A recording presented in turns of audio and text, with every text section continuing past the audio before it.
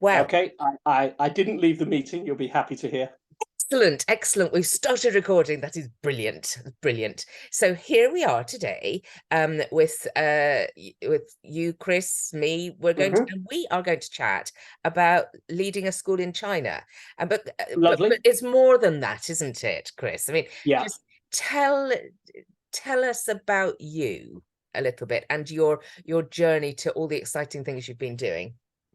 Yeah, well, really, Helen, I just want to use this and as many opportunities as I can now to encourage and support those who might be thinking of moving into, well, school leadership per se, Yes, because schools need leaders. they Schools absolutely need good do. leaders. Yes. That's the most important point, isn't it, Yes. Helen?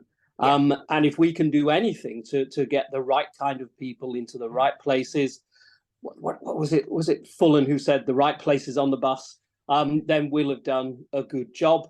But of course, there is this enormous arena of international education.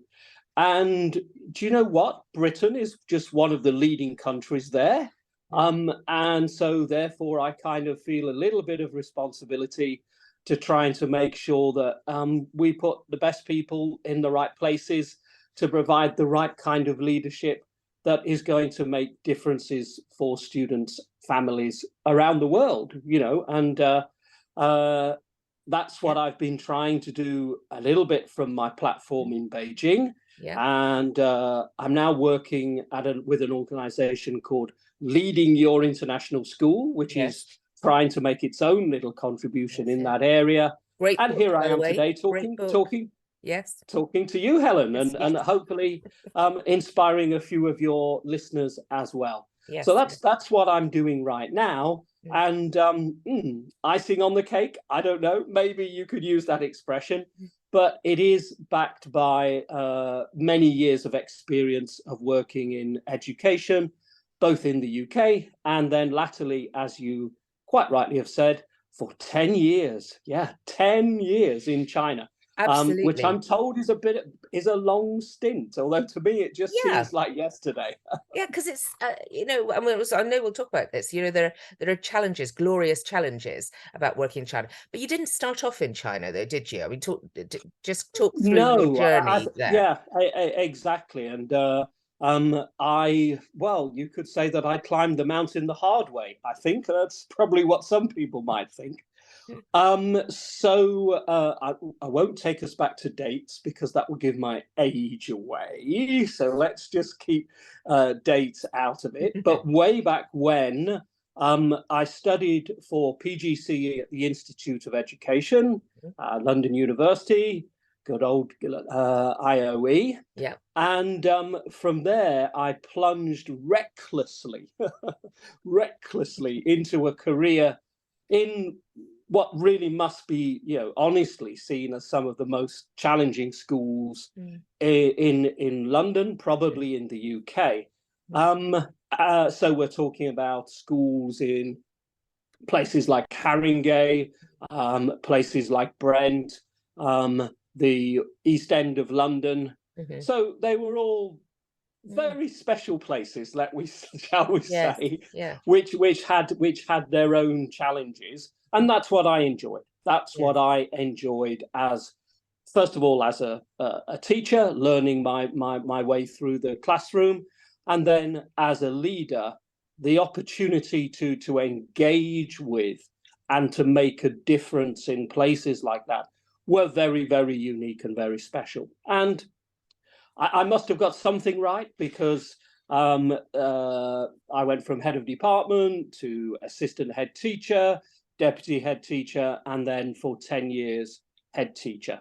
So I'd like to think that I gave something back, as well as being able to sort of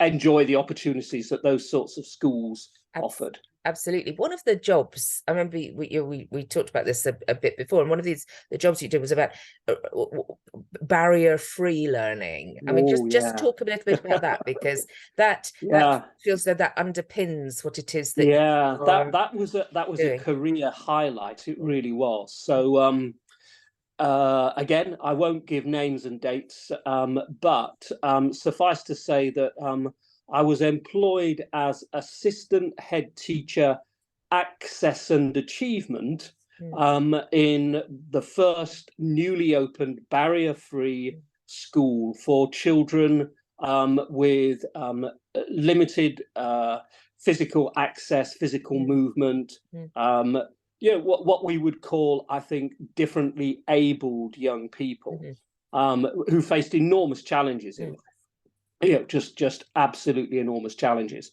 And so, yes, barrier free is exactly right. So my job was to break down the barriers to achievement for these young people, which, if you just imagine the thought of getting somebody with limited physical movement into a school in the morning. So we've got to talk about transport issues.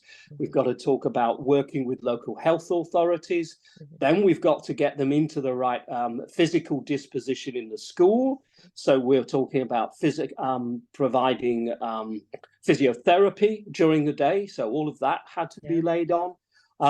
Then just making sure that they could move safely and freely around the school, that they were supported by their peers, and then, almost as if it was the last thing, but the most important thing, making sure that they had equal access to cognitive and linguistic development so they could become successful students just like everybody else. And it really was an introduction for me in systematically peeling away all of the layers, all of the layers that prevent young people from achieving in school. And it was really transformative for me as a school leader to have to deal with multi-dimensional issues like that. I think very often when you're a junior school leader, you're given the issue. There's the big issue. You go out and deal with that big issue. But this was dealing with just about everything. I mean, so much of my work there was working with outside agencies. Yes. And so I think yes, it certainly made an enormous contribution to the skill set that I could then take into international education. So the idea of dealing with all of the agencies around a school, with dealing with multiple barriers, with being extremely resilient. My God, the resilience that was needed in that job. So there was one day when this wonderful student, again, I won't name names, but she suffered from a syndrome that any fall could have physically broken every bone in her body. Gosh. Just one fall, every bone in her body. And the school had a large open hallway in the center. And she was meant to move around the school using the equivalent of what we would call a Zimmer frame, but it was for younger students. So it looked a bit cooler than a Zimmer frame. We did things to it. And I remember one morning standing there and students were going to class and it was her turn to go to class. And she said, "Watch what I can do, Mr. Nash." I said, no.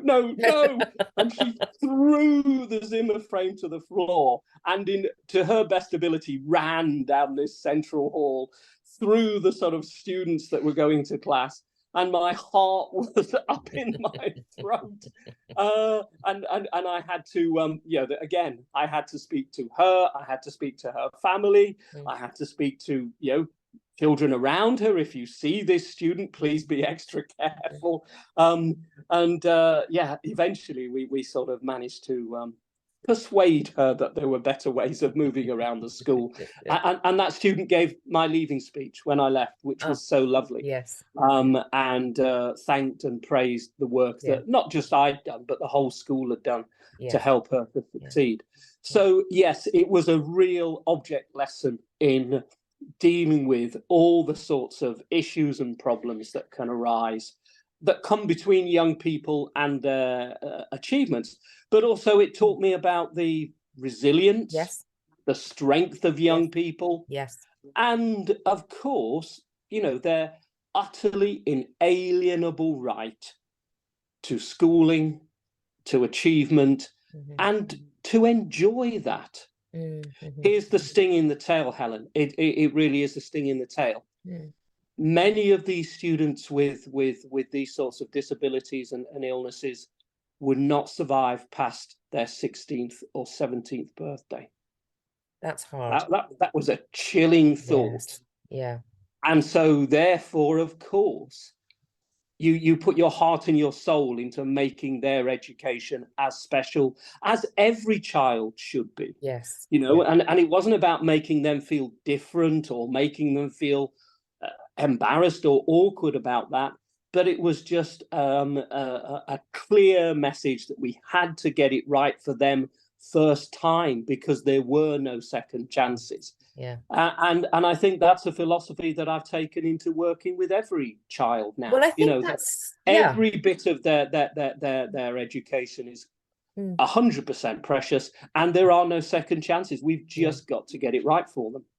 And that's the connection that I want to make, because it really strikes me about this barrier-free learning, and that being so powerful. And what you've just said there about engaging, living life to the full, but with the concomitant resilience that you need, you know, it's all of those different things. Well, there is, for me, a direct correlation between that and also living, working, learning, studying, teaching, leading in a different culture. And there's something there about opportunities for young people to do that, and that the boundlessness, the barrier-free world, that if we can create that, then we've got greater understanding of one another. We've got a better world in so many ways, but also for teachers and leaders. And that brings us to Beijing, because you could say that after all that you've done in the UK, you then recklessly plunged into a career. What was it like? Why did you do it? What was it like when you turned up in Beijing? And what have you learned from that whole process, that period of time as a principal there? So why I did it is the easy bit, because I was invited. So what happened, and I mean, there's a very long story here to tell, but I won't, because we don't have enough time. But suffice to say that one of the other achievements of my education life was that with the school that I led at that time, we took part in the very first edition of The Choir, the famous TV program with Mr. Malone. But the twist for my school's participation is that the World Choir Olympics that the school took part in was in Xiamen in South China. Right. Yeah. I mean, just the most amazing coincidence. Gosh. And from that visit, I mean, the school, the kids got amazing experiences. Absolutely. The BBC got a BAFTA, so they were really happy.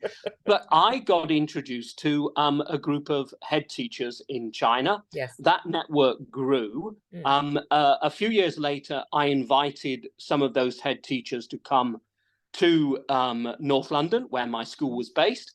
And then a few years later after that, one of them was given a license to open an experimental international school for Chinese students, not expat students, but for Chinese students in Beijing. And he was kind enough to invite me to come and help him to start that organization. So there's a little bit of a story there.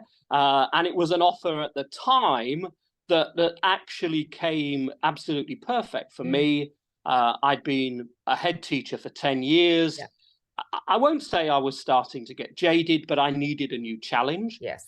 And so the opportunity to go and live and work in China, it was something that I wouldn't say recklessly. I mean, there was a certain gambler's instinct there. But it was something that, I wanted to make use of at that time, let's say, to give my career another dimension. So it's like an extra step. It's a new step for you. A step into the unknown to some degree. Yeah, and the unknown is absolutely the right word. Yeah. So we're talking about whether your domestic experiences prepare you for an international experience. And do they? And I would say to all of the audience that it is a good preparation, but not a full preparation. Yes. And I think the larger, the wider the skill set that you have, that is what's going to get you through. And a lot of those are going to need to be the sort of interpersonal skills, the soft skills, as you begin to work with your new employers, your new parents, the new students that you're going to be taking new structures, through. Different structures. Different that's agencies. right. That's right. Yeah. And actually, I suppose the thing that really benefited me was the fact that I'd chosen to work in these schools in challenging circumstances where nothing was easy or particularly straightforward. And that is exactly what you are likely to find in your new international setting as well. Of course, it's maybe easier if you're working for a large international chain. Yes. But those are not so successful in China these days because of changes in the regulations that the Chinese government have introduced. Yeah. And anyway, I have really enjoyed the particular challenges and opportunities of going outside of an international chain and going totally independent. Yes. Working with a Chinese company who have really listened and valued what I've had to say, and I've been able to learn so much from them. And I think if you are going to take that international step, well, I think go the whole hog. Don't go halfway. I sometimes visit. Obviously we've got a lot of these chains in Beijing. I won't name any of them. I think your listeners will know who they are. And I think, well, I'm back in England here. I walk around the corridors and I see the displays and I talk to the teachers, and I suddenly feel as though I'm not in China. And I think what international education has meant for me is the chance to engage with an entirely different education system, to learn from that, and to be in a position to be able to enrich lives of students, teachers, parents, colleagues, because they have been so genuinely appreciative of new ideas and new ways of doing things. So what have you learned then? What have you learned? What can we learn from schools like the school that you've been in China? I think that's a really interesting question that I'm turning my thinking to now. I've actually written a couple of articles and almost a small book on this, because I think there is so much that when you meet another culture with a humility and an open mind, and you look around for things, you begin to find things where you say, oh, that's interesting. Why do they do that? And then beyond that, oh yeah, maybe we could do a little bit of that. So I'll share with the listeners a really simple experience, but that really came home to me and changed my thinking. So we've got to go to Friday afternoon, and it's the end of a busy week, and you and the staff are thinking about, it's time to be getting home. The weekend is starting, and let's get the children out of the school, and let's get school finished for the week. And so I was walking around at, 4:30 in the afternoon, and the students weren't leaving the school. That was the first thing. So come on, guys, we need to be going home. Teachers need to go home. And then they started to pick up brooms and mops and cloths, and they started to systematically clean and organize their classrooms ready for the weekend and then the following week's learning. And I thought back to all the times in classrooms in the UK, and I couldn't remember. Of course, I've seen, students tidy their books or something like that. But it was the fact that they embraced so enthusiastically and as a team the fact that this classroom was their environment, and they were responsible for preparing and cleaning it and making sure that it was the right place to learn. And I actually said, I mean, I can't forgive myself even now. I said, well, you don't need to do that, guys. We've got cleaners. And they said, yeah, of course we've got cleaners, but we're no different from the cleaners. We work with the cleaners, you know, we help the cleaners. They're not responsible for everything. And besides, this is our classroom, so we want it to be at a certain standard. So we're going to actually take the lead on this. And that was an eye-opener, I have to say, to the ways in which in Asian culture, Chinese culture, there is a different feeling about the relationship between young people and their school. You know, and I think too much in the West now, we've got towards a very customer-based relationship, haven't we? You know, the students are the customers, the students are the consumers. So they come in and they use the space, but then they leave the space and, you know, we bring in the next set of people, the cleaners, to do that. And so you know, one of the things that I'm thinking through is, well, how do we bring that spirit, that culture back into the UK? Because I think it really matters, actually. It's not just about cleaning spaces. It's about the sense of the school as a community, where, you know, where there is a need for everyone to play slightly different roles, a caring role, a supportive role, a role where people feel part of something rather than just being the users of a space at a particular time. Or worse, that education's done to you. You know, yeah, that absolutely. sense of, yeah, absolutely. And I can't help but think, Helen, that you know, that decades ago, it probably was like that in England as well. You know, that these are not things that are in some ways alien to our culture here. They're just things that we've forgotten because we've put other priorities forward. And yeah, of course, it's good to prioritize the fact that we have this absolute focus on getting good value from things, and that we need to get the highest exam grades possible, and all of those sort of, actually, I'd say utilitarian things, aren't they? They're very utilitarian. But there's a balance.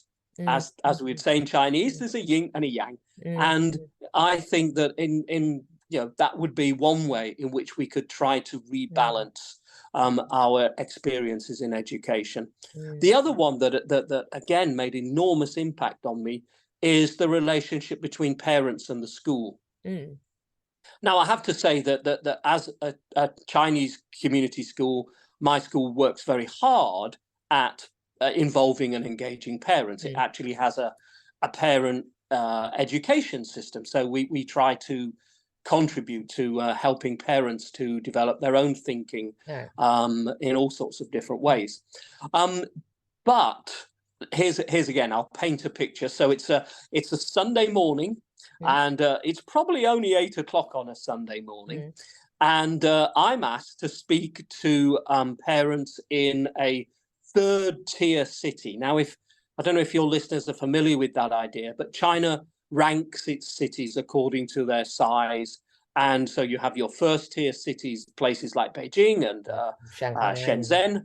And then you have the third-tier cities, or the second, third-tier cities, which are much smaller and have, you know, a far less developed educational and economic infrastructure. So third-tier city. But my school has an organization there, which helps to develop parental thinking and involvement in education.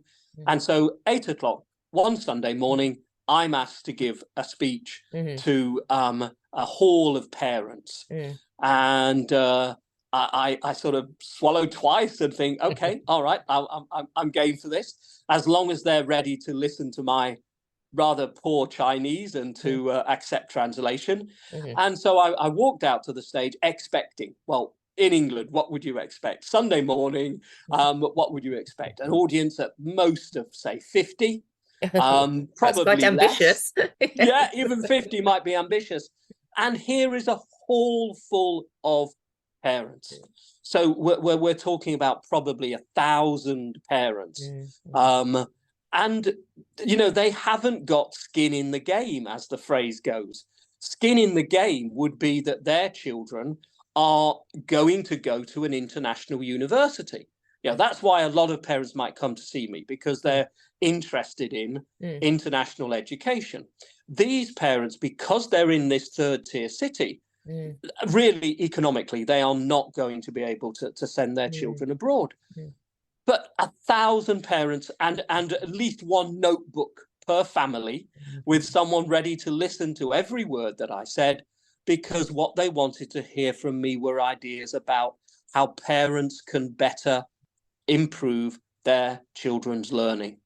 And you know, I spoke for an hour and a half, and they asked for more at the end. And, you know, streams of people came down to see me and to ask further advice. And a genuinely humbling experience and evidence, if you needed it, of the strength of the education culture in China. You know, that it is still the #1 priority for every family and for every city and every community. And again, that's something that we really have got to get that back somehow in the UK. I know that, you know, it's like the myriad levels of and barriers to getting that kind of culture back, but it makes such a difference to the outcomes of young people. You know, some people might be sitting there thinking, well, Chris, you're now working with privileged middle class children. What happened to your crusading zeal and the fact that you were, you know, working with disadvantaged communities? But please stop and remember that every student in my school is a bilingual. Yes. So they don't have, you know, privileged use of English. They have to develop that. And actually, the school that I serve, the demographic, is not with the new elite middle class in China.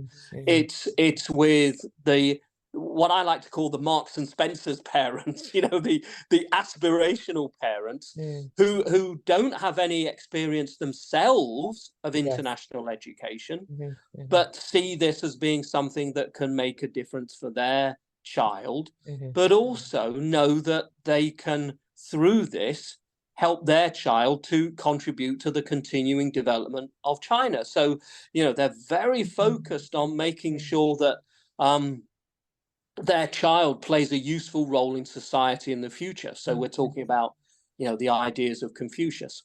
The point I'm making, Helen, sorry, I've just rambled a little bit, is that if, as an international head teacher, you take yourself outside of your comfort zone and you really make the effort to engage with the culture that you find yourself working in, you will find treasure. Yes. You will find things where you will learn. You will learn from that. And, you know, I hope that as international head teachers around the world, certainly those of us with British backgrounds, that we are focused on thinking, well, what can we do now to bring the lessons home? You know, education, as I think you've said, Helen, right at the start, crosses international boundaries. It is really without borders, because at the heart of it are children and learning. Absolutely. And so if we can harvest ideas from around the world that will be of benefit to learners and families here in the UK, well, I think we should join together, and we should be working with people like you, Helen, to give those ideas a voice, to give them a platform, and to engage as best we can in making sure that every child across the globe has got equal access to the best education ideas that we can manage. Yeah. So the crusade hasn't finished, guys. All Brilliant. right, I know I've been in China for 10 years, but we're still aiming for the same thing, to learn as educators. And that, just finally, to bring the full circle, is why I'm now working with Leading Your International School, because I see that as being one amongst a number of very worthy organizations that are looking at the fact that we've had now a decade of international education. and with not just me, but many people from the UK and America going out and engaging with different learning contexts. Well, let's bring it home. Yes. We talk about bringing football home. Well, let's bring learning home. Oh, that's brilliant. And that just feels like a absolutely brilliant place to stop, because your enthusiasm, your encouragement for people to go out there, engage, immerse themselves in leading international schools, teaching in international schools, and actually go in deep into the culture, and then see what we can bring back. People are enriched by doing that. Let all our students be enriched by doing that. So thank you so much, Chris. This has been brilliant. No, thank you, Helen. I look forward to keeping in touch. Yeah, and if any of your listeners would like to follow up, then please share my contact details, and I'm more than happy to get into discussion with them about how we can continue to work together on this wonderful mission. Brilliant. Okay. Thank you. 再见，拜拜，再见。